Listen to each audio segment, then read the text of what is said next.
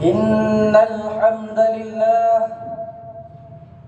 إن الحمد لله نحمده ونستعينه ونستهديه ونستغفره ونعوذ بالله من شرور أنفسنا ومن سيئات أعمالنا من يهده الله فلا مضل له ومن يضلله فلا هادي له أشهد أن لا إله إلا الله وحده لا شريك له وأشهد أن محمدا عبده ورسوله اللهم صل وسلم على سيدنا محمد وعلى آله وصحبه ومن تبعهم بإحسان إلى يوم الدين أما بعد فيا عباد الله اتقوا الله وأوصيكم وإياي بتقوى الله فقد فاز المتقون وقال الله سبحانه وتعالى في كتابه العزيز بعد أعوذ بالله من الشيطان الرجيم يا أيها الذين آمنوا اتقوا الله حق تقاته ولا تموتن إلا وأنتم مسلمون. Ikhwani al-muslimin, marilah kita bersama-sama mengukuhkan ketakwaan kita kepada Allah Subhanahu wa taala pada setiap masa dengan berusaha mengerjakan suruhan-suruhannya dan meninggalkan segala larangannya. Sesungguhnya orang yang bertakwa kepada Allah Subhanahu wa taala akan berbahagia di dunia dan di akhirat kelak. Sidang Jumaat yang dirahmati Allah Subhanahu wa taala, sembahyang mula difardukan pada malam Isra' dan Mi'raj. Ia merupakan ibadat yang difardukan oleh Allah Subhanahu wa taala sebanyak 5 kali sehari, sebanyak 5 waktu sehari semalam ke atas setiap muslim yang mukallaf, sekalipun dia berada dalam peperangan, ketika bermusafir maupun ketika sakit tenat. Salat yang kita tunaikan pada setiap hari menjadi kayu ukur sejauh mana keimanan dan ketaatan kita kepada Allah Subhanahu wa taala. Atau dengan kata lain, salat merupakan pemisah antara keimanan dan kekufuran. Rasulullah sallallahu alaihi wasallam bersabda, "Inna bainar rajuli wa bainasy syirki wal kufri tarkas salah." Rawahu Muslim. Maksudnya, sesungguhnya yang memisahkan antara seseorang lelaki dengan kesyirikan dan kekufuran adalah meninggalkan salat. Ikhwani al-muslimin, senario kita umat Islam pada hari ini, khususnya di Malaysia, tidak begitu mengambil berat tentang persoalan salat. Dengan pengabaian salat sebeginilah kita dapat melihat generasi hari ini semakin lemah iman dan ketakwaan kepada Allah Subhanahu wa taala, serta bercambah pula gejala maksiat dengan pergaulan bebas yang meruntuhkan akhlak muda-mudi.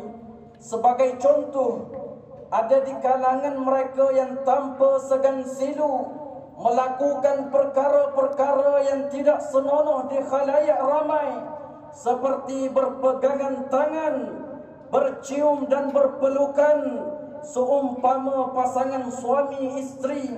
Malah ada yang telah tergadai maruahnya dan kehormatan diri.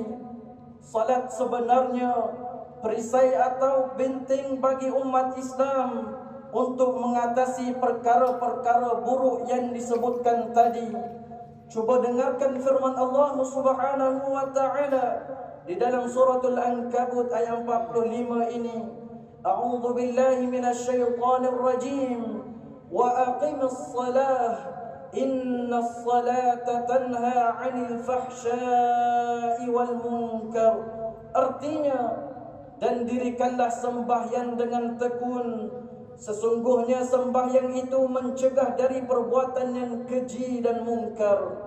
Berdasarkan firman Allah Subhanahu wa taala ini, kita sangat jelas bahawa sembahyang atau salat itu merupakan perisai diri yang hebat dan mampu mencegah diri kita daripada melakukan perbuatan buruk dan keji yang dibenci oleh Allah Subhanahu wa taala.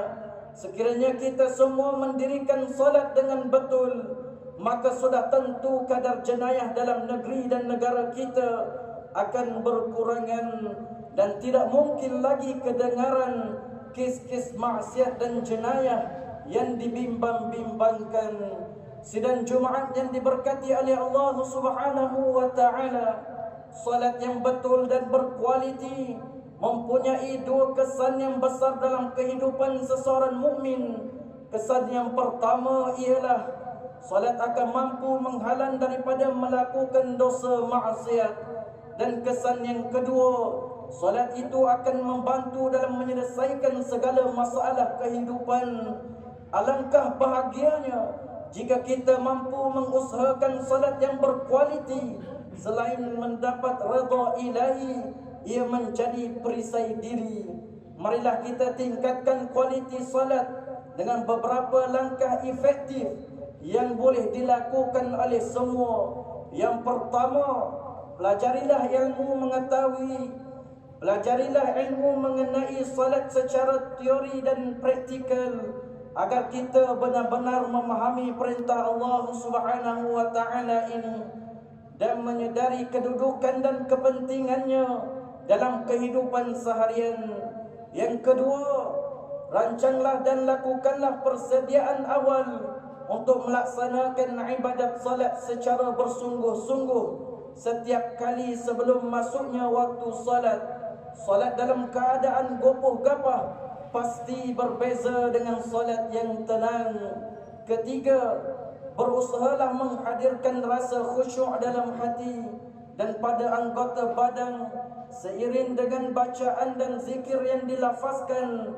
Paling tidak, cubalah hafaz dan fahami makna dan maksud 7 ayat dalam suratul Fatihah dan bacaan tahiyat akhir yang juga merupakan rukun salat. Yang keempat, wujudkanlah rasa cinta kepada ibadat salat, kerana salat akan menjadi tiket utama kita di akhirat. Sama ada semua amal kebajikan yang lain ditolak atau diterima untuk dihitung oleh Allah Subhanahu wa taala. Kerana itu, ulama mengajar kita jangan dirosakkan kualiti ibadat salat tadi dengan sebaran maksiat selepas salat. Syekh Dawud bin Abdullah Al-Fatani di dalam kitabnya Munyatul Musalli ada menyebut perumpamaan bagi ibadat salat itu. Ada rupa yang zahir dan ada rupa yang batin. Kedua-dua mesti bersatu untuk menjadikan salat itu sempurna. Maksud rupa yang zahir pada salat ialah seperti berdiri, takbir, membaca suratul Fatihah, rukuk dan sujud serta memberi salam. Manakala hakikat rupa batin salat pula seumpama khusyuk, hadir hati dan ikhlas ketika mendirikan salat. Seseorang yang ingin mempersembahkan hadiah kepada tuanku raja pasti tidak tergama untuk menyampaikan sesuatu yang cacat pada zahirnya. Namun perlu diingat, jika zahirnya sahaja yang cantik sempurna, tetapi hakikatnya ia barangan yang rosak dan tidak lagi berguna, pasti tuanku raja tetap berasa murka. Ikhwani al-muslimin, perjalanan kita di atas sirat menuju syurga Allah Subhanahu wa taala nanti menjadi lebih mudah apabila tuntutan salat ini menjadi agenda penting dalam kehidupan semasa hayat kita di kandung badan. Setiap kali selesai salat, bersyukurlah kepada Allah Subhanahu wa taala kerana mengurniakan kita petunjuk hidayah untuk mendirikan salat, dan beristighfarlah atas segala kesalahan yang kita lakukan ketika salat. sebagai akhirnya, marilah kita sama-sama jadikan salat kita sebagai ibadat yang berkualiti dan diterima oleh Allah Subhanahu wa taala, sebagaimana firman Allah Subhanahu wa taala di dalam surah Al-Baqarah ayat 45, a'udzu billahi minasyaitonir rajim, wasta'inu bis-sabri was-salah wa innaha lakabiratun illa 'alal khashi'in. Artinya, dan mintalah pertolongan kepada Allah Subhanahu wa taala dengan jangan sabar dan mengerjakan sembahyang. Sesungguhnya sembahyang itu amatlah berat kecuali kepada orang yang khusyuk.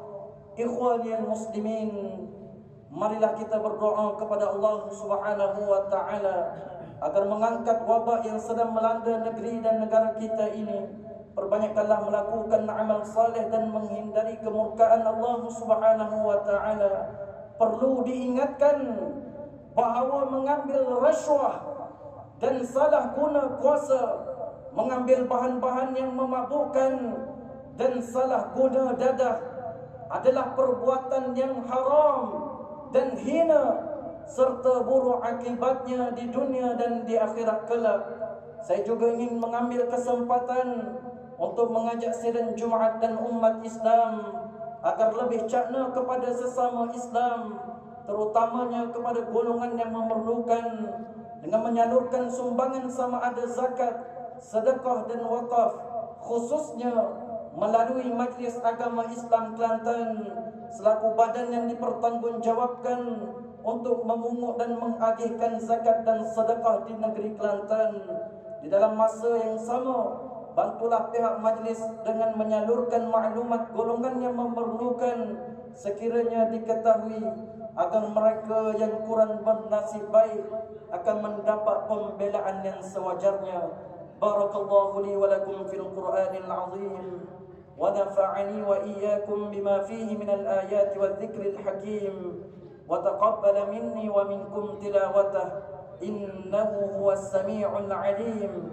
أقول قولي هذا وأستغفر الله العظيم لي ولكم ولجميع المسلمين والمسلمات والمؤمنين والمؤمنات فاستغفروه فيا فوز المستغفرين ويا نجاة التائبين.